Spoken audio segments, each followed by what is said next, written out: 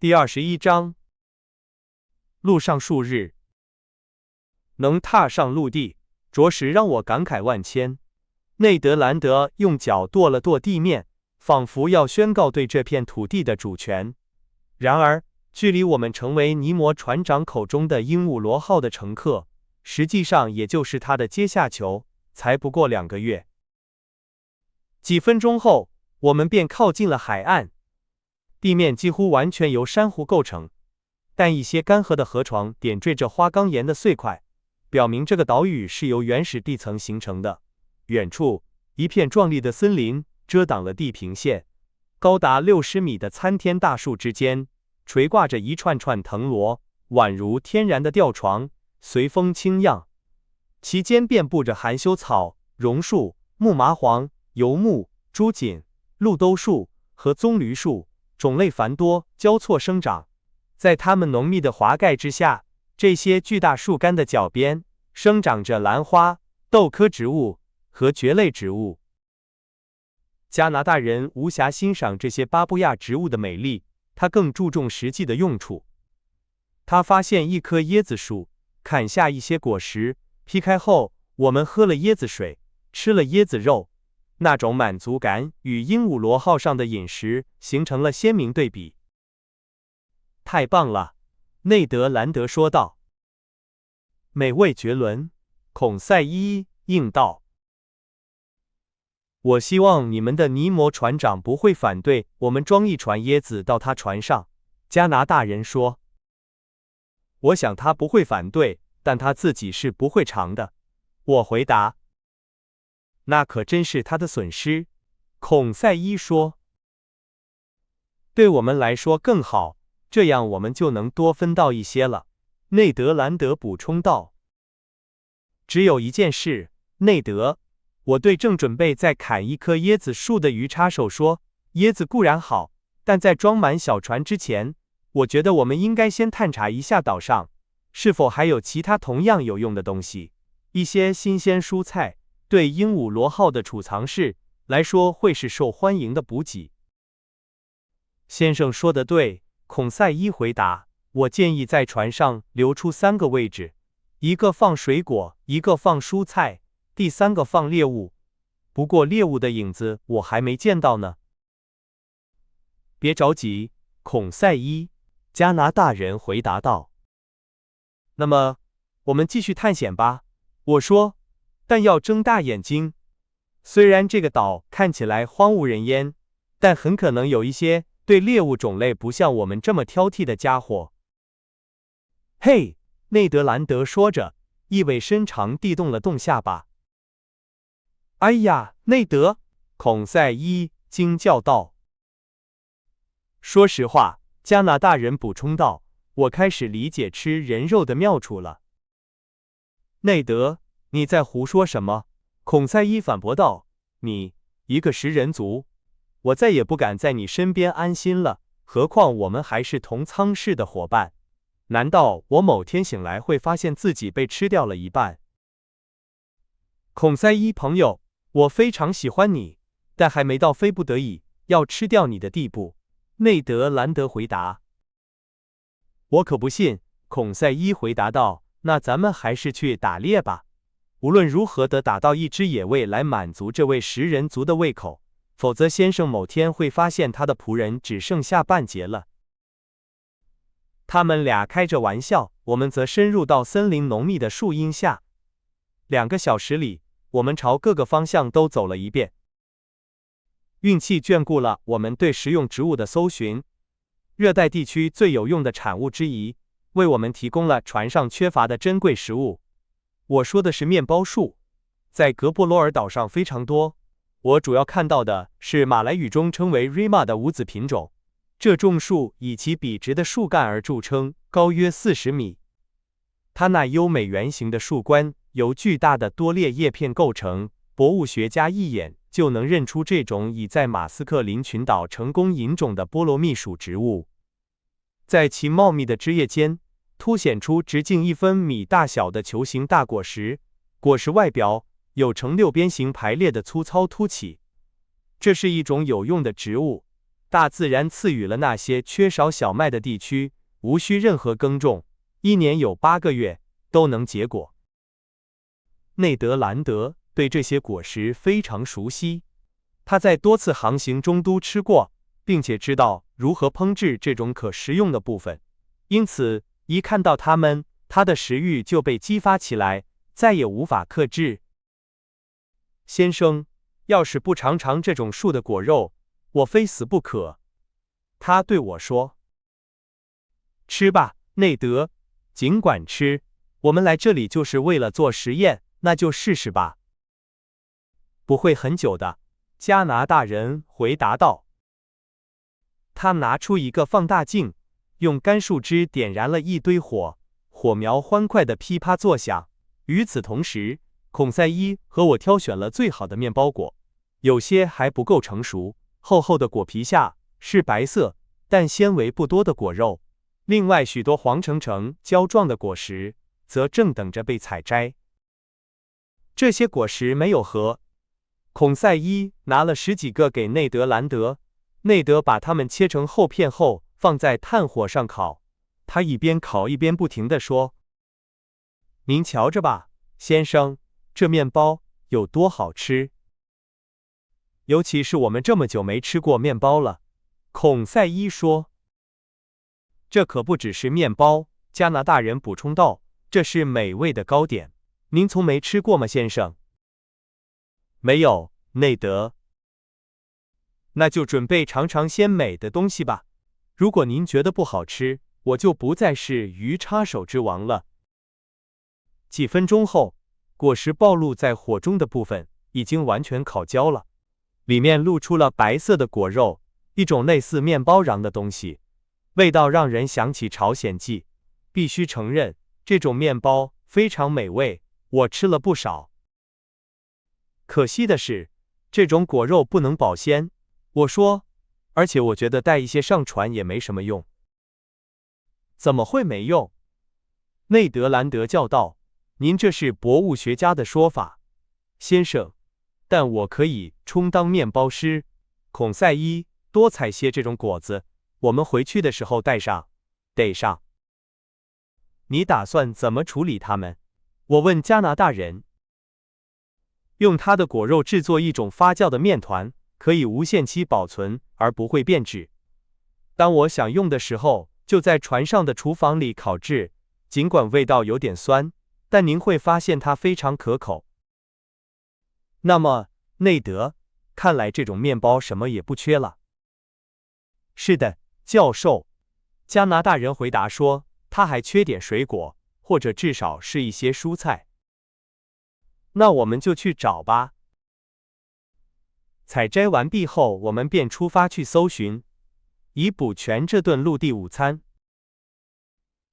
我们的搜寻没有白费，大约中午时分，我们已经收集了充足的香蕉。这些热带地区美味的果实全年成熟，马来人称之为披桑，它们生吃。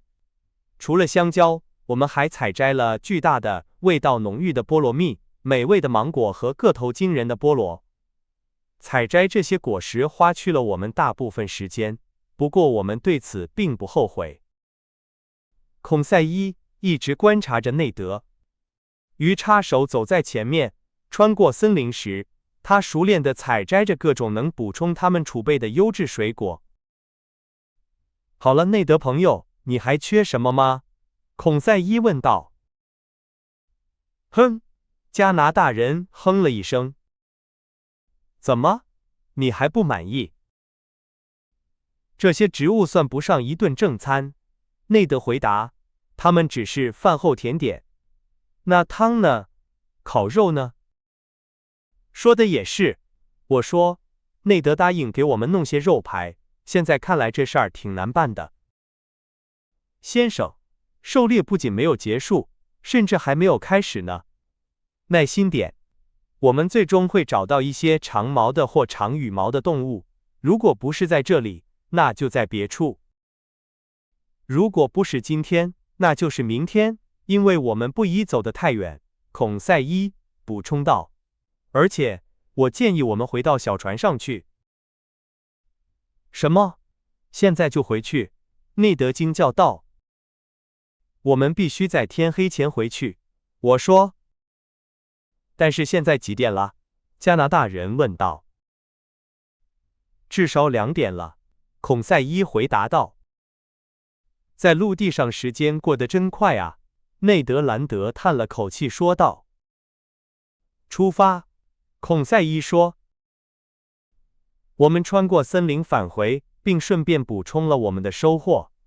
从树顶采摘的棕榈芯，我认出是马来人称作阿布罗的小扁豆，以及一些优质的甘薯。当我们到达小船时，已经满载而归，但内德兰德仍然觉得他的储备不够。然而，命运眷顾了他，就在登船的时刻，他看到了一些20-30英尺高的树木，属于棕榈科。这些树木和面包树一样珍贵，理所当然被列为马来西亚最有用的物产之一。它们是西米树，一种无需耕种，像桑树一样通过嫩枝和种子繁殖的植物。内德兰德知道如何利用这些树木，他拿起斧头，手脚麻利地砍倒了2-3棵西米树。从它们叶片上覆盖的白色粉末可以看出它们已经成熟了。我更多地是以博物学家的眼光，而不是一个饥饿者的眼光观察它。他首先从每棵树干上剥下一层1英寸厚的树皮，树皮下覆盖着一层由难以解开的结疤组成的细长纤维网。这些纤维被一种胶状的面粉粘合在一起。这种面粉就是西米，一种可食用的物质，主要供美拉尼西亚各民族食用。内德兰德暂时只是把树干砍成段，如同准备烧柴一般，把提取面粉、筛去纤维、晒干水分并用模具压实成型的任务留到以后再做。最后，下午5点，我们满载着所有的财富，离开了岛屿的岸边。半小时后到达了鹦鹉螺号，没有人出来迎接我们。巨大的钢制圆筒仿佛空无一人。把补给品搬上船后，我下到我的房间，发现晚餐已经准备好了。我饱餐了一顿，然后就睡着了。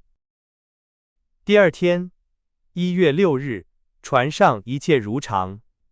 船内没有任何声响，也没有生命的迹象。小艇仍然停在我们离开时的地方。我们决定再次前往格波罗尔岛。内德兰德希望能比前一天打猎更有运气，并想探索森林的另一部分。天刚亮，我们就出发了。小船被涌向陆地的水流推动着，很快就到达了岛屿。我们下了船，觉得还是相信加拿大人的直觉为好，便跟着内德兰德走。他大步流星，眼看就要把我们甩在后面了。内德兰德沿着海岸向西走，涉过几条溪流后，来到一片被茂密森林环绕的高地。一些翠鸟在溪流边徘徊，但不让我们靠近。它们的警惕使我明白，这些鸟儿深知我们这类两足动物的厉害，因此我断定，即使这个岛屿无人居住，也常有人类光顾。穿过一片相当茂密的草地后，我们来到一片小树林的边缘，那里鸟鸣啾啾，鸟影翻飞，热闹非凡。只不过是些鸟罢了，孔塞伊说。但有些是可以吃的，鱼叉手回答道。不，内德朋友，我只看到鹦鹉，孔塞伊回答。孔塞伊，内德严肃地回答说，鹦鹉对于那些没有其他东西可吃的人来说，就是野鸡。我还要补充一句，我说，这种鸟如果烹制得当，味道还是不错的。的确，在森林浓密的枝叶下，无数鹦鹉在树枝间飞来飞去，它们只差一点更细致的教育，就能说人话了。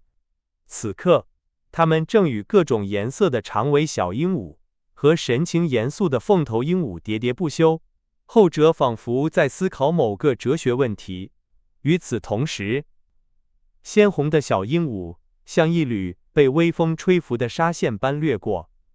在高声鸣叫的犀鸟、身披绚丽羽毛的巴布亚鸟以及各种美丽但通常不太好吃的鸟雀间穿梭。然而，在这群鸟中，却缺少一种这片土地特有的鸟，它从未越过阿鲁群岛和巴布亚群岛的界限，但命运很快就让我有机会欣赏到它了。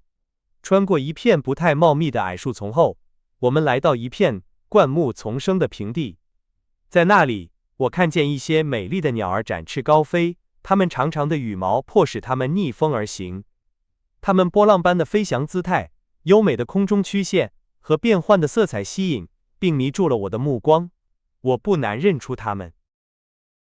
天堂鸟，我惊叫道。雀形目，华丽分支，孔塞伊回答道。鹧鸪一类的，内德兰德问道。我不这么认为，内德朋友，但我相信你有本事抓住这些热带大自然的奇妙产物之一。我会试试的，教授，虽然我更习惯用鱼叉而不是步枪。马来人与中国人大量交易这些鸟类，他们使用各种我们无法采用的方法来捕捉它们。他们在这些鸟类通常筑巢的高大树木的树顶设置套索，或者用粘性极强的树胶来捕捉它们，使其动弹不得。他们甚至会在这些鸟类常去饮水的水源下毒，但我们只能在它们飞行时射击，这使得我们击中它们的机会很小。事实上，我们白白浪费了不少弹药。大约上午11点，我们已经越过了构成岛屿中心的第一片山地，却没有捕到任何猎物，饥饿感阵阵袭来。猎人们原本指望满载而归，结果却失算了。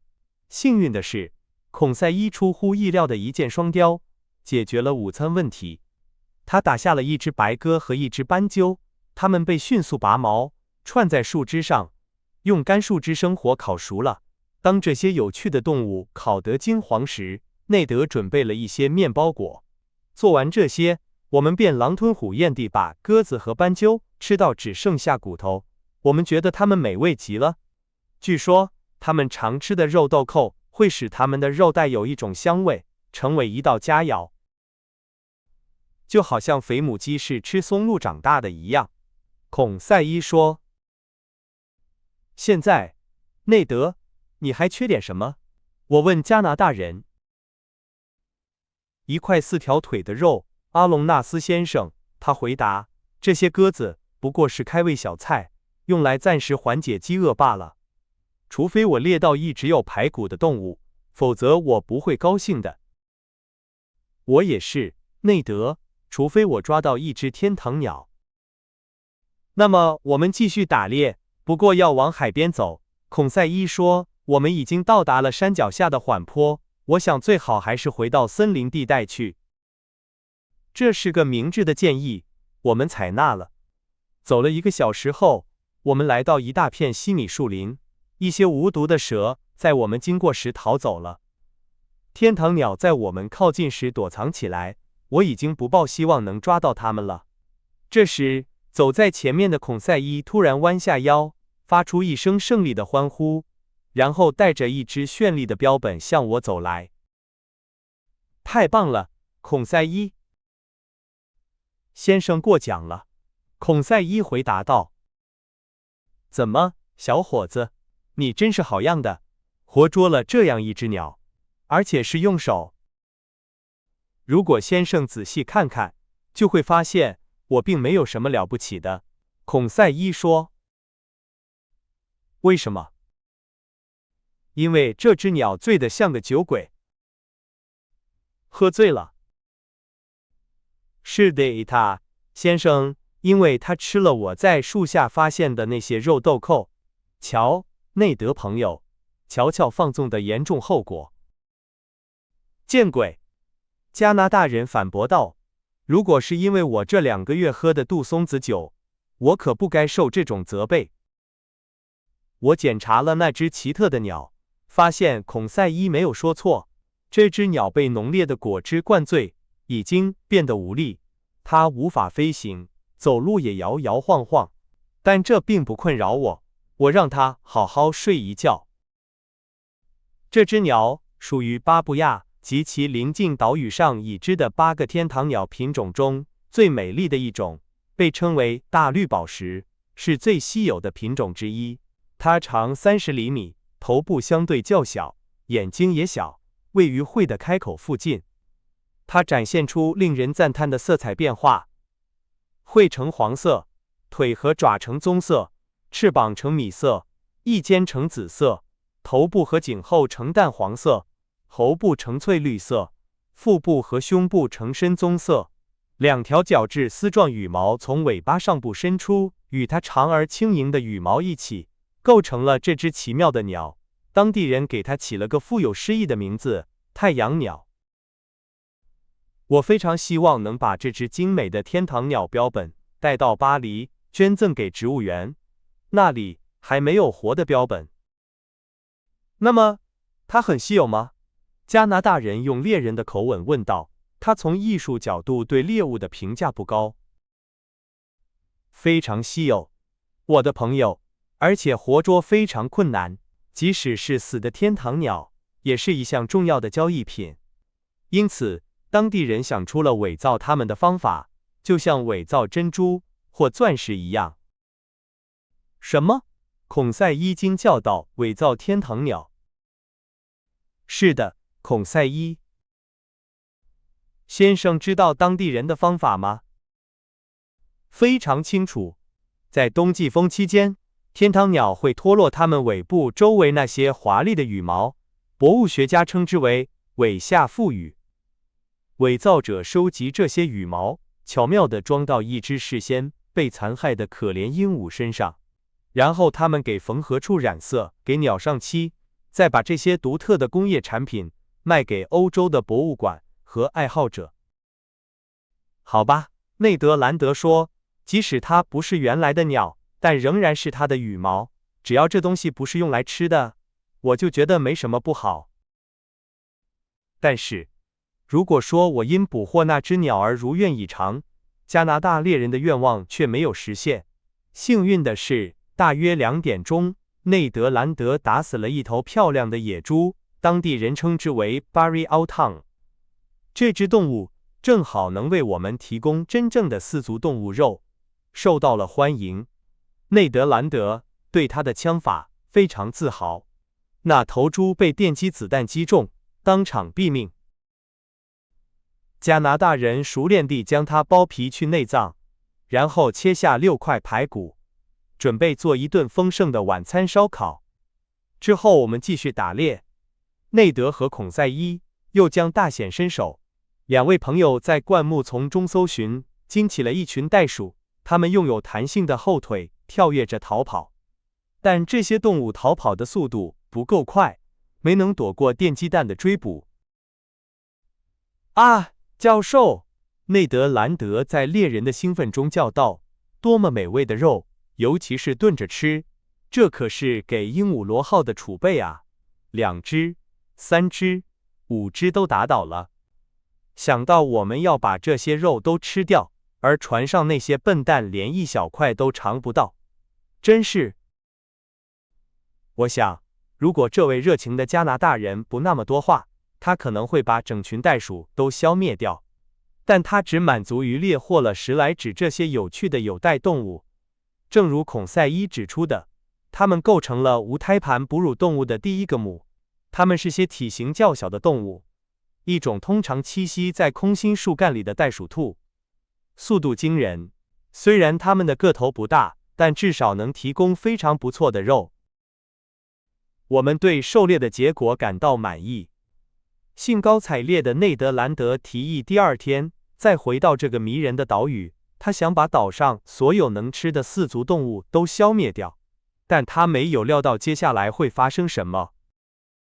下午6点，我们回到了海滩，小船停泊在它通常的位置，鹦鹉螺号像一个细长的礁石，出现在2英里外的海面上。内德兰德毫不迟延地开始准备晚餐这件大事。他做这类菜肴的手艺好极了。Barry Outong的肉排在炭火上烤着，很快就散发出诱人的香味，弥漫在空气中。但我发现，我正步加拿大人的后尘，我竟然也为了一顿烤猪肉而欣喜若狂。希望我能得到原谅，就像我原谅了善良的内德兰德一样，而且理由也相同。晚餐非常美味，2只鸽子为这顿特别的菜单锦上添花。西米糊、面包果、一些芒果、半打菠萝和一些椰子发酵酿制的酒使我们精神振奋。我甚至觉得我同伴们的思路都没有平日那么清晰了。如果我们今晚不回鹦鹉螺号呢？孔塞伊说。如果我们永远不回去呢？内德兰德补充道。就在这时，鱼叉手的提议被一块掉在我们脚边的石头打断了。